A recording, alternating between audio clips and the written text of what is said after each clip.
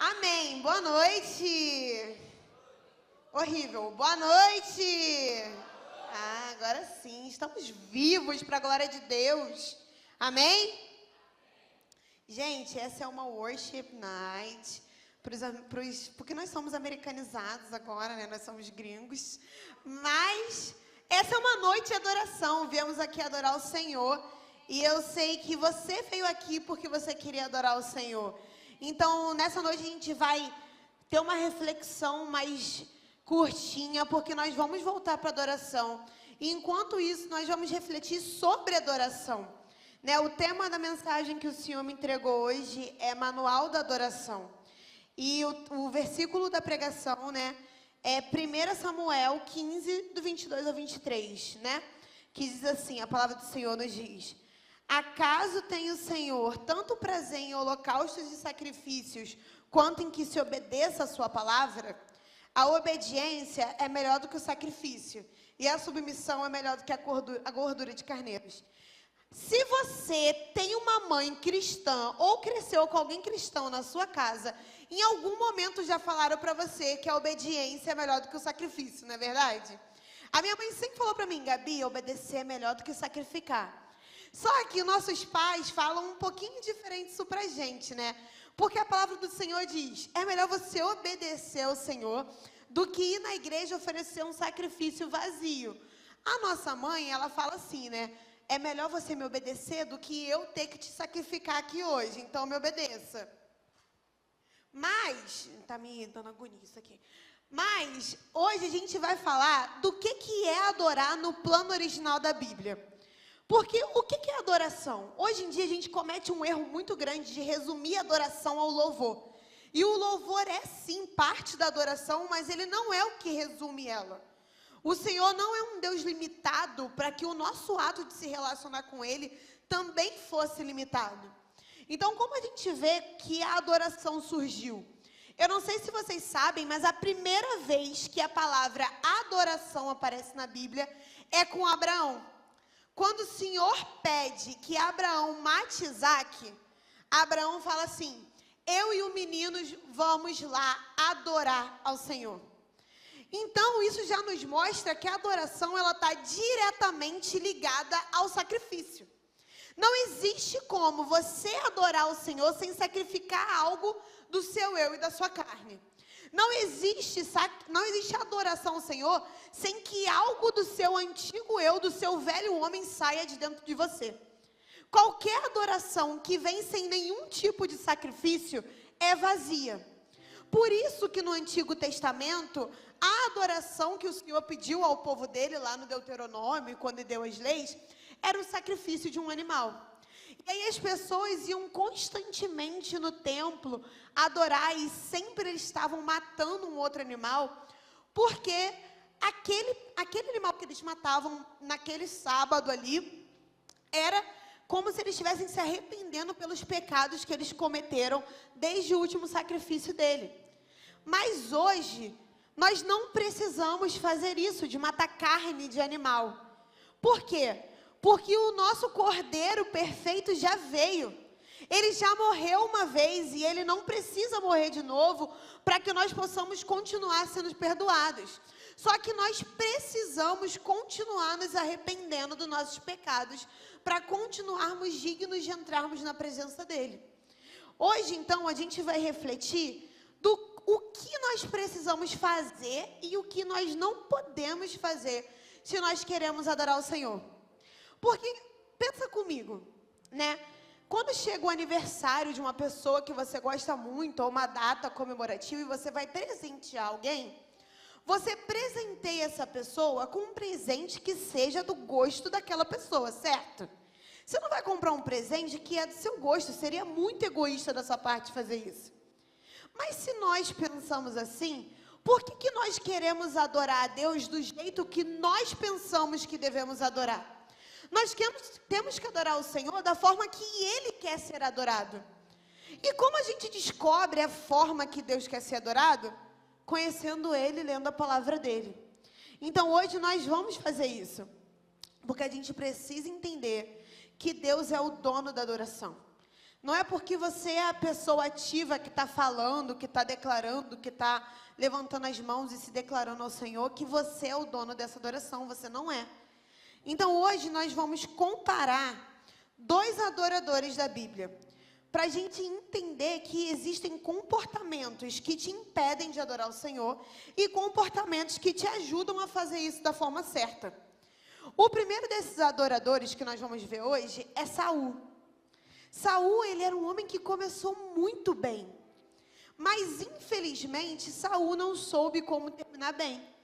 E a palavra do Senhor nos diz que o fim das coisas é melhor do que o começo. Então hoje o culto começou muito bom. O culto começou maravilhoso com aquele momento da adoração. Mas não é sobre como nós começamos esse culto. É sobre como nós vamos encerrá-lo. É sobre como nós vamos terminar esse culto. Nós vamos terminar esse culto com a mesma intensidade que nós começamos? Ou a gente chega muito intenso e a gente vai decaindo e perdendo constância? A Nicole falou muito bem aqui hoje. Servir ao Senhor é constância. Adorar ao Senhor é constância. Deus não tem interesse em filhos inconstantes. Porque a adoração é uma decisão. A adoração não é o mover, o arrepio que você sente aqui no templo. A adoração é quando você chega na segunda-feira e você escolhe racionalmente obedecer a palavra de Deus numa situação que você não queria. A adoração é uma escolha, não é um sentimento. Então, quando a gente vê a vida de Saul, a Bíblia nos conta um relato da vida dele, de um pecado que ele cometeu, que está lá em 1 Samuel 13. A gente não vai ler o capítulo todo, mas nós vamos ler alguns versículos, né? E o que acontece aqui em 1 Samuel 13? Perdão. Saul, ele está prestes a ir para uma batalha. E aí, quando ele está prestes a entrar naquela batalha, era um hábito do exército de Israel que o sacerdote viesse, o profeta, o sacerdote, ele viesse, e ele sacrificasse um animal ao Senhor, em adoração ao Senhor, antes que eles fossem para a batalha. Mas nessa batalha aqui, Samuel estava demorando, e Saul foi ficando preocupado. E o que ele fez? Ele foi lá e ele mesmo sacrificou, desobedecendo a lei do Senhor, que dizia que só o sacerdote poderia fazer isso. E no momento que ele está sacrificando o animal, o profeta Samuel chega. E aí, quando o profeta Samuel chega e confronta Saul pelo que ele falou, a gente vê em 1 Samuel 13:11 o seguinte: perguntou-lhe Samuel, o que você fez? E Saul respondeu, quando eu vi que os soldados estavam se dispersando e que não tinha chegado você não tinha chegado no prazo estabelecido, e os filisteus estavam reunidos em Miquimais, pensei, agora os filisteus me atacarão em Gilgal, e eu não busquei o Senhor, por isso senti-me obrigado a oferecer o holocausto. A gente vê na postura de Saul uma falta de arrependimento. Em nenhum momento ele reconhece que ele errou e ele desobedeceu a lei do Senhor. E a pessoa que ela não assume responsabilidade, ela tem a tendência a criar desculpa para o que ela fez. Você já percebeu isso? Quando você não quer assumir responsabilidade por um erro seu, você bota a culpa em outra pessoa. Isso acontece no mundo desde que a humanidade existe, quando Adão foi pego em pecado. O Senhor pergunta a Adão o que você fez, e ele diz, a mulher que tu me deste de comer. Então ele culpa a Eva, ele culpa a Deus, a culpa é de todo mundo menos ele. Aqui é a mesma coisa com Saul. O profeta estava atrasado, os soldados estavam inquietos, por isso que eu fiz o que eu fiz. Ele não assume responsabilidade. Só que nós servimos a um Deus que veio para a terra assumir responsabilidade por pecados que ele não cometeu. Não tem como você querer ser igual a esse Deus e não querer assumir a responsabilidade nem do seu próprio erro. Não tem como adorar o Senhor sem arrependimento. A soberba no coração de Saul de não admitir os seus erros fez com que o reino dele fosse entregue a um menino. E ainda assim, nessa situação, ele não voltou o coração dele para o Senhor. E isso leva Saul ao segundo erro dele na adoração. a motivação dele ao adorar. Em 1 Samuel 13:12 diz, que eu li agora, eu vou repetir. Pensei, agora os filisteus me atacarão em Gilgal, e eu não busquei o Senhor. Por isso me senti obrigado a oferecer o holocausto. Gente, o holocausto era uma adoração. Você não pode vir aqui levantar a sua mão para cantar um louvor a Deus se sentindo obrigado. Porque é o que te mandaram fazer, porque a sua mãe te obriga a vir para a igreja. Porque se você não vier, vão achar que você não está mais firme com o Senhor. Você não pode oferecer um sacrifício ao Senhor por obrigação. O sacrifício, ele é um privilégio. O sacrifício, ele é uma graça, ele é uma bênção. Só que nós colocamos servir ao Senhor nesse lugar de obrigação. Hoje eu estou na escala, então eu tenho que ir para a igreja. Hoje eu tenho um compromisso, então eu tenho que estar lá. Não é assim, Deus não quer isso. Quando você vem para cá com esse coração de obrigação, você pode estar aqui na frente. A amiga pode tirar 1 milhão de fotos suas, linda, ajoelhado aqui, fingindo choro na frente. Deus não vai receber. Você pode me enganar. Você pode enganar o preletor que estiver aqui. Você pode enganar o pessoal do louvor. Você pode enganar todo mundo na igreja. Mas você não engana Deus. É mais bonito você se ajoelhar e pedir perdão e chorar do que você ficar fazendo por obrigação. Porque senão não adianta de nada. Vai ser a mesma coisa que você está cantando um pagode. Porque é só uma música. Não é um louvor. Não é uma adoração. São só palavras saindo da sua boca que nem vieram do seu coração. A gente tem que parar de ser falso com Deus. A gente tem que parar de achar que a gente consegue enganar Deus. Quem é você? Quem sou eu para enganar o Deus que sabe de todas as coisas, que existe desde antes de todas as coisas e que é a única coisa que vai sobreviver quando todas as coisas acabarem? Se Ele era, é e o que há de vir.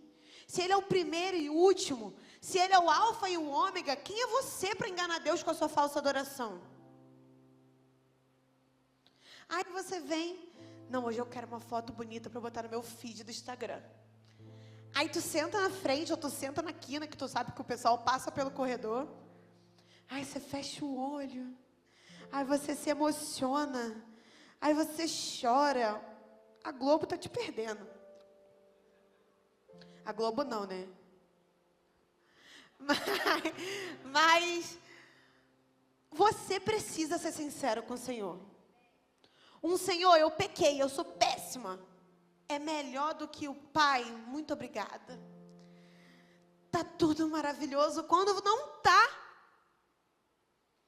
Você não consegue reconhecer o que está ruim nem para Jesus. Como você vai crescer com seus irmãos?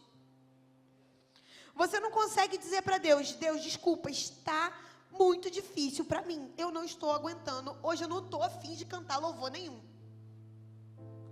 Se você não consegue falar isso para Ele, que som do teu coração, como é que tu vai crescer? Vai ficar para sempre na igreja, tomando leite, sendo infantil na fé? Porque você não está disposto a entrar nesse lugar de confronto para crescer. A gente só cresce no desconforto, gente. Ninguém cresce no confortável. A gente lê a Bíblia, a gente fala, Senhor, Ezequiel 47, águas que se passam a nado. Eu quero ir no mais profundo, eu quero ir em águas que eu não consigo passar andando. Mas as suas palavras não combinam com as suas atitudes. Você é falso. Você é um fariseu. Você é aquele homem que disse, obrigado, Senhor, porque eu não sou como esses. Porque você está aqui na igreja todo domingo. O problema é seu que você está aqui na igreja todo domingo. O Senhor sabe o que você faz na segunda. Não é mais tempo da gente subir no púlpito para falar para as pessoas. Olha, eu vou falar para você, Senhora Vitória, Jesus te ama, tá bom? Vou falar para você, Bia, Jesus te ama. Elas sabem, você sabe que Jesus te ama. Se você não achasse que Ele te ama, você não ia estar aqui hoje. Você precisa ouvir que você ainda não é bom o suficiente para esse Deus perfeito. Porque a gente é mimado, e eu sempre falo isso. A gente se acostumou com pregadores dizendo como você é mais especial do que quem está lá fora. Mas você não é. Você não é especial. Você não é diferente. Você não é único. Quem é todas essas coisas é Jesus. Você precisa dele. Você não merece a graça. Você não merece o amor. Você não merece o perdão. Você merece o inferno. Eu mereço o inferno. A graça é não receber o que nós merecemos. Essa é a graça de Cristo. E se você acha que você está aqui adorando porque você merece a presença de Deus, vai embora. Você não entendeu nada do que está escrito aqui. Você não entendeu nada. E eu sei que eu pareço agressiva falando isso. Eu sei que dói ouvir que você não é tão bonitinho quanto você acha que você é. Porque o seu colégio, seu amigo da faculdade vai para o baile, então você é tão melhor do que ele. Não é. Porque o teu coração tem tanta prostituição quanto dele. Você não vê filme pornô, mas você fica vendo um monte de gente rebolando no TikTok. Você não vai para o baile, mas você escuta no fone de ouvido. Por quê? Só porque está baixo, só para você ouvir, não é pecado? Você não vigia nada que você consome na internet. Você responde aos seus pais, você não obedece à autoridade, você não obedece aos seus líderes, você não está debaixo de autoridade nenhuma. Você acha que isso é reino de Deus? Porque você visita uma igreja e outra, e outra, e outra, e outra, e não sossega em lugar nenhum, porque você é desobediente. Porque você não aceita a liderança. Porque quando o pastor te confronta, você vai embora. Porque você é fraco na fé. Porque você precisa jejuar e orar. Porque você não faz isso. Porque na sua vida você nunca acordou de madrugada para falar com o Senhor. Ou você fez isso uma vez, quando você estava querendo alguma coisa desse. Porque você barganha com Deus milagre. Ai, vou fazer um jejum para Deus salvar fulano. Vai fazer jejum porque você quer conhecer ele mais. Salvar fulano, a sua vida vai fazer quando você conhecer a Cristo de verdade. Fulano está todo dia do seu lado e não conheceu Jesus porque você não reflete Jesus. Se você não está mudando o ambiente que você está, o problema não está no ambiente que você está. Está em você. E quando eu falo isso, gente, diante de Deus, que isso me fulmine se eu estiver mentindo. É porque Deus já massacrou meu coração com essas verdades antes. Porque eu tenho parentes, eu tenho primos que estão muito próximos a mim, que eu amo profundamente, que foram criados comigo e hoje estão no homossexualismo. E hoje estão vivendo uma vida de prostituição. E isso dói no meu coração. O que eu não estou fazendo? A gente tem que se fazer essa pergunta. Eu tenho 2 primos que eu amo demais. Eles foram criados comigo, chegaram a morar na minha casa um tempo, e a gente se chama de irmão. E um deles está longe dos caminhos do Senhor. E eu sei que quando ele estava aqui na casa do Senhor, ele estava orando, profetizando, tendo sonhos. Eu já vi ele orando por gente. E milagre acontecendo, eu já vi ele sendo usado por Deus, mas hoje ele não está. E por que ele convive comigo e a vida dele não está mudando? Gente, se isso não dói no teu coração.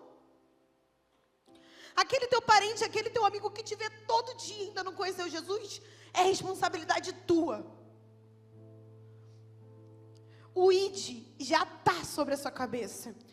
A gente tem mania de achar que algumas pessoas foram chamadas para o ID. Mas a partir do momento que você aceita Jesus, você não precisa de uma palavra para ir pregar o evangelho. Você precisa de uma palavra para ficar. O ID já está contigo.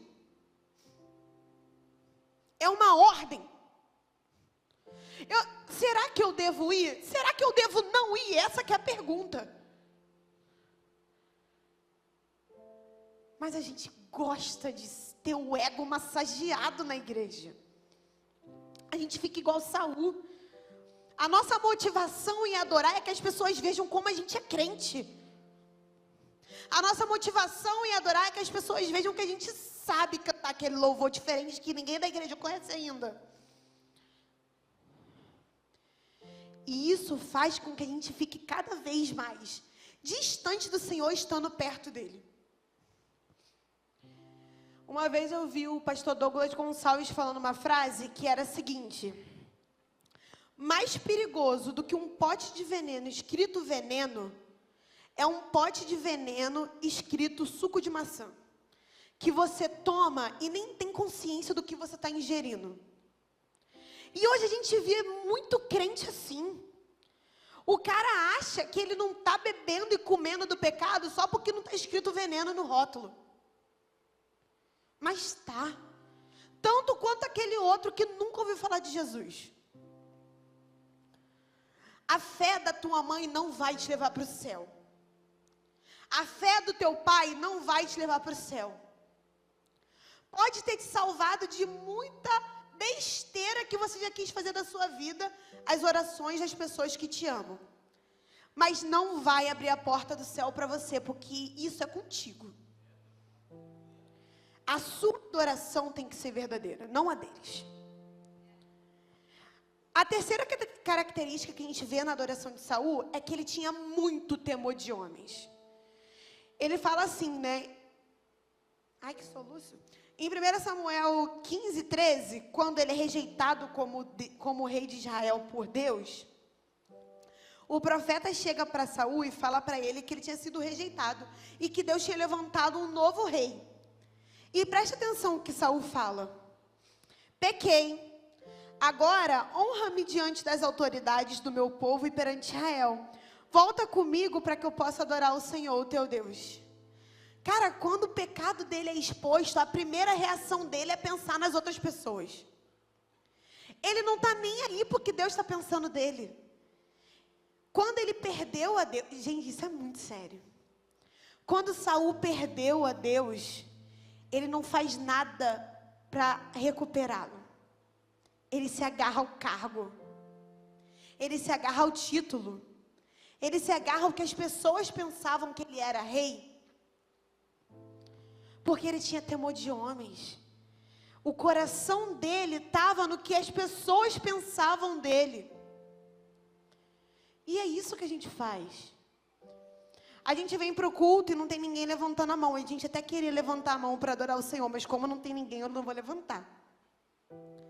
Eu queria até me ajoelhar, mas tem ninguém ajoelhado. Será que eu canto? Não tem ninguém cantando.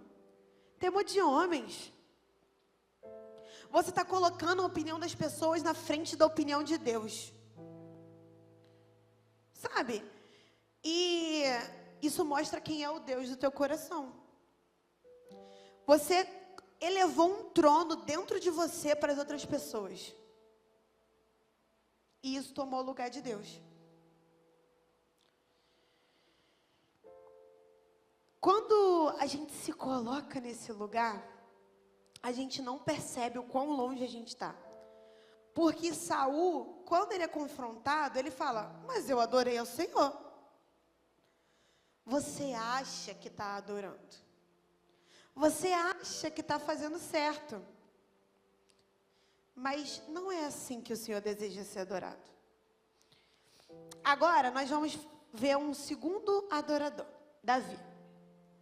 Davi é um adorador que todo mundo sabe que ele era um adorador muito próximo do Senhor e ele sempre foi aceito por Deus.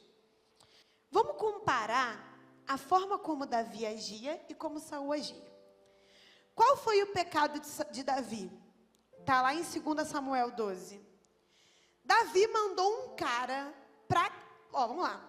Davi não foi para a guerra com o exército dele, ficou no palácio dele. Começou aí o erro dele, porque ele era o rei, era para ele estar com o exército dele em batalha. Ele ficou no palácio.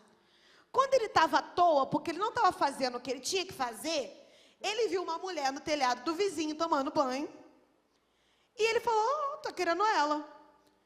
E aí ele manda o esposo dessa mulher para a guerra, para frente da guerra, para que ele morra. E ele possa ficar com a mulher do cara.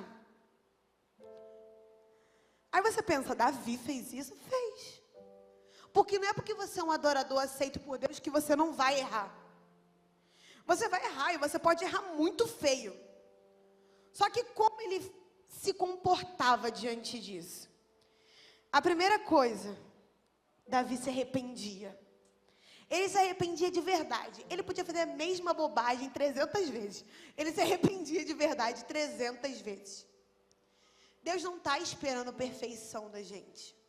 Perfeito é Ele. Ele nos criou, Ele sabe que a gente não vai ser perfeito. Ele está esperando arrependimento. Lá em 2 Samuel 12, 13, a gente lê o que acontece quando Davi é confrontado pelo profeta por causa disso que ele fez, né? Então disse Davi a Natã: pequei contra o Senhor. Ponto final. Davi não falou, eu pequei contra o Senhor, porque quando eu estava lá no telhado, e aí eu olhei da varanda da minha casa e ela estava lá tomando banho. Por que ela estava tomando banho dentro de casa? Eu pequei contra o Senhor porque, sabe como é que é, né? Urias era um cara muito irritante, aí eu quis mandar ele para a guerra para ele morrer. Ele não faz isso. Pequei contra o Senhor. Ele assume a responsabilidade. Não foi Batseba que o seduziu, não foi Urias que errou, foi ele. Ao contrário de Saul, quando Davi se vê confrontado, ele assume o que ele fez. E ele se arrepende. É isso que Deus quer de você nessa noite. Você pode não ter matado ninguém essa semana. Glória a Deus por isso. E que semana que vem também não mate. Mas você cometeu outro pecado que diante de Deus é tão sério quanto esse. De verdade. Se você deu um troco errado de propósito para enganar alguém essa semana, você fez a mesma coisa que Davi. E aí, você precisa se arrepender. Quando a gente aprende com os textos da Bíblia, que quando a gente se arrepende, Deus volta o favor dele para nós. E a gente consegue ser aceito para adorar.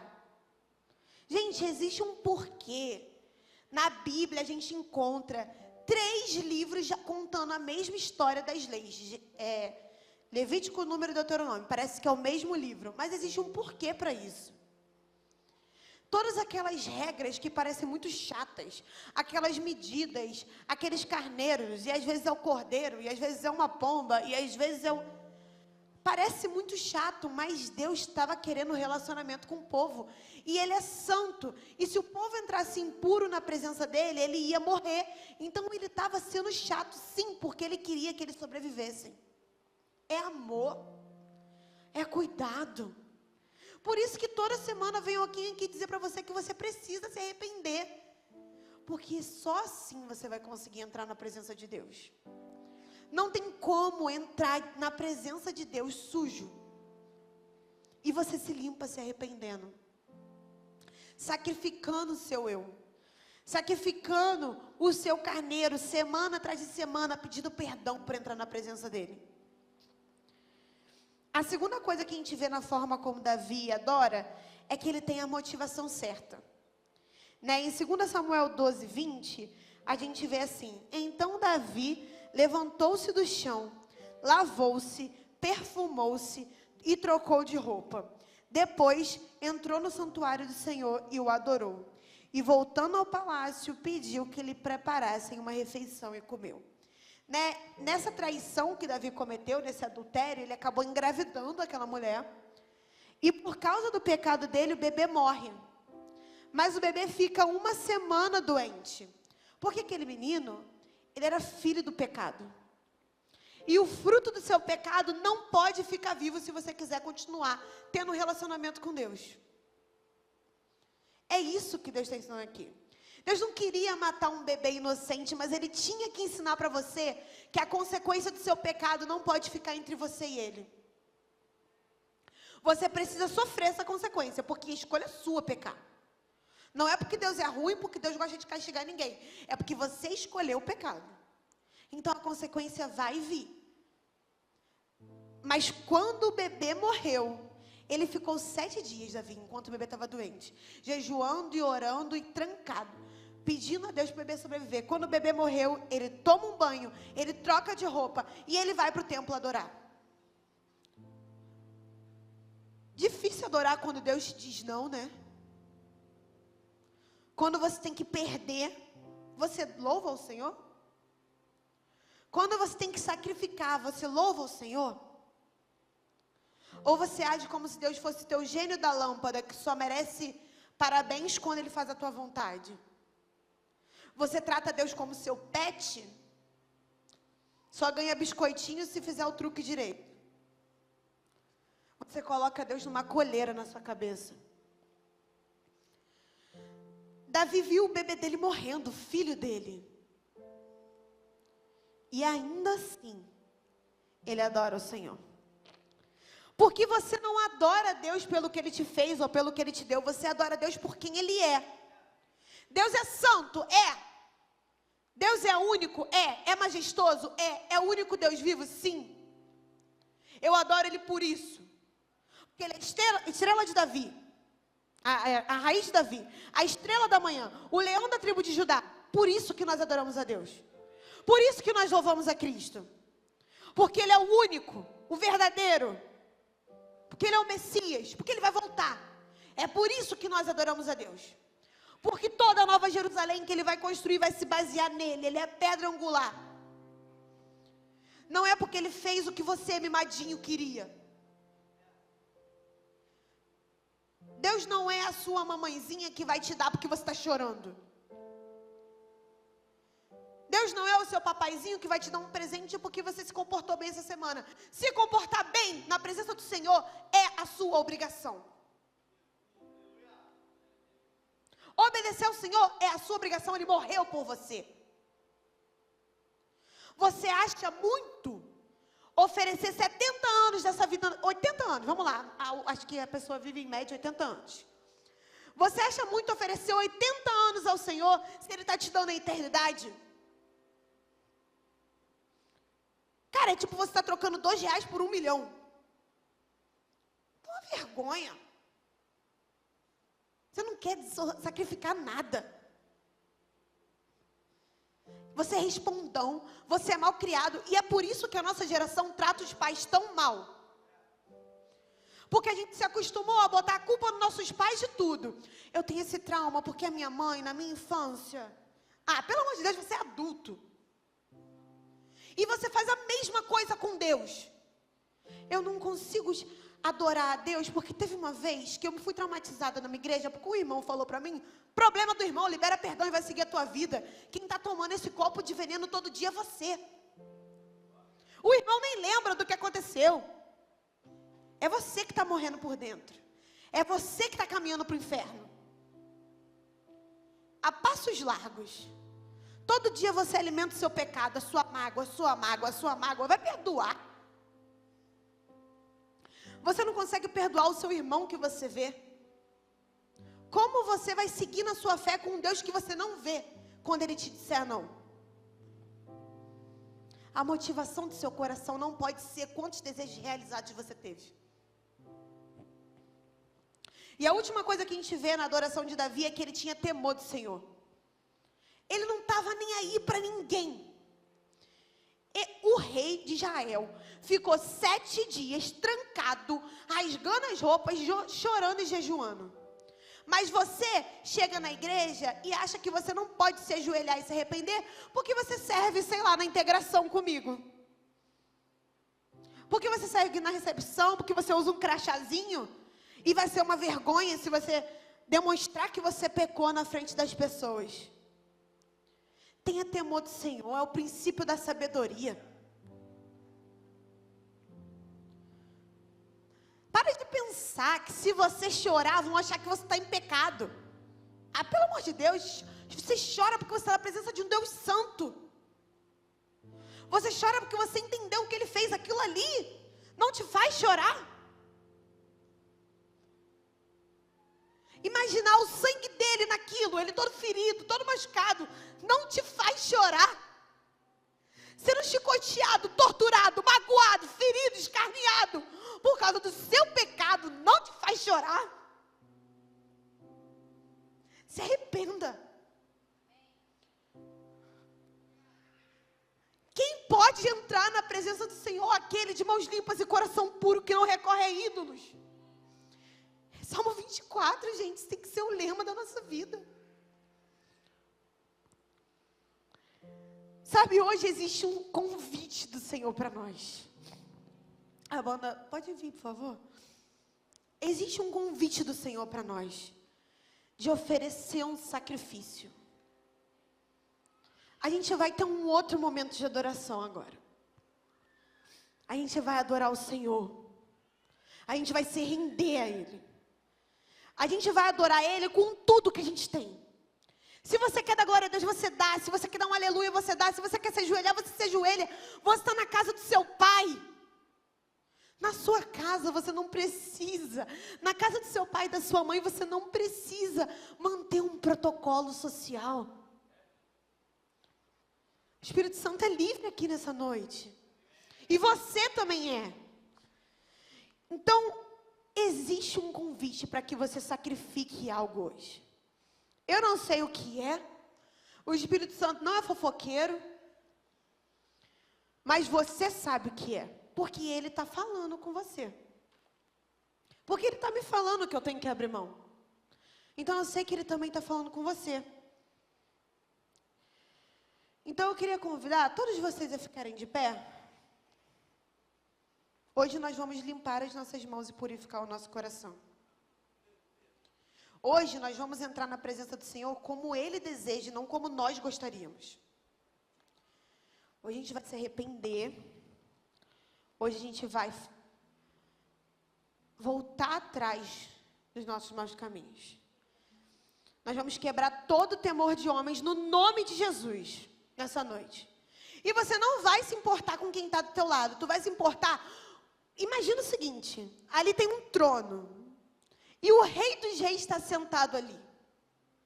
Você está aqui para Ele. Você está aqui para Ele. Você não está aqui para quem está do seu lado.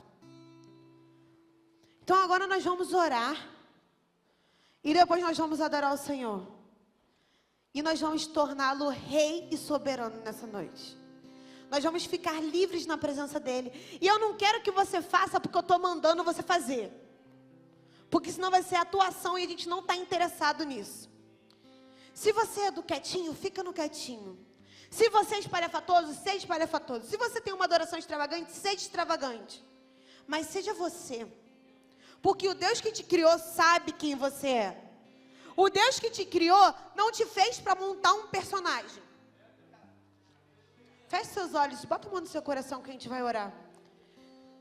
Senhor, nos perdoa por todos os momentos que nós entramos na sua presença com atuação e falsidade. Nos perdoa, Senhor, porque o temor de homens é tão forte dentro de nós, que a opinião das pessoas ganha um trono dentro do nosso coração. Nos perdoa por todas as vezes que nós dissemos não ao que o seu Espírito estava nos conduzindo, porque tivemos medo da opinião das pessoas. Pai, nos ajude a sacrificar o que temos que sacrificar hoje. Qual parte do nosso velho homem anda gritando dentro de nós e nós temos dado ouvido? Pai, nós queremos ser seus filhos verdadeiramente.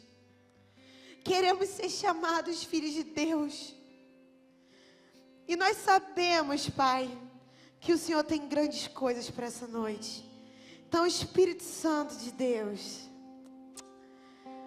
seja livre nessa noite, Paizinho. Espírito Santo do Cristo, que ressuscitou dos mortos, age no meio de nós, passeia nesse tempo, toca os corações, Jesus, que amanhã nós possamos ser melhor do que nós fomos hoje. Pai, fala conosco, que esses louvores abram uma janela no nosso coração para que o Senhor entre. Nós abrimos a porta, Jesus. Nós desejamos você. Vem sobre nós, Jesus. Vem sobre nós. Comece a declarar palavras de amor ao Senhor. Diga para Ele o quanto você o ama, o quanto Ele é santo e verdadeiro. Senhor, nós sabemos que o Senhor é o único. Sabemos que não há outro Deus além de Ti. Queremos que todos os outros deuses desse mundo não passam de esculturas, estão todos mortos. O Senhor é o único Deus. O Senhor é a raiz de Davi, a estrela de Judá, o príncipe da paz, o Emanuel, Jeová Rafá, Jireh, Elohim, Adonai, O Senhor é o começo, o fim, o alfa, o ômega, o primeiro e o último. O Senhor é o que era e o que há de vir. O Senhor é a única coisa que permanecerá quando todo esse mundo terreno se findar. Cristo, nós te louvamos. Jesus Cristo, somos seus escravos. Estamos aqui para te servir. Faz conosco o que o Senhor quer. Quebra em nós o que o Senhor quiser, porque o Senhor é o olheiro e nós somos o vaso. E se hoje entramos aqui ofendendo a tua presença com a nossa falsidade e a nossa adoração, nos quebra e faz de novo. Nos quebra e reconstrói de uma forma que seja agradável a ti. Quebra dentro de nós o Deus que nós construímos para nós mesmos e nos revela o verdadeiro Cristo. O Cristo que quebra as amarras, que liberta os cativos, que expulsa os demônios, que cura os doentes. Senhor, nós declaramos liberdade nessa noite, nós declaramos libertação, nós declaramos demônios sendo expulsos, nós declaramos cadeias sendo quebradas, maldições hereditárias sendo rompidas. Nós não somos o que a nossa família é, nós somos o que o Espírito Santo diz que nós somos, nós somos o que Deus diz que nós somos. Nós não somos burros, nós não somos fracos, nós não somos infiéis, nós não somos, Senhor, nós não desistiremos. Nós somos os teus filhos. Fala conosco, age conosco nessa noite. Nós te queremos, no nome de Jesus.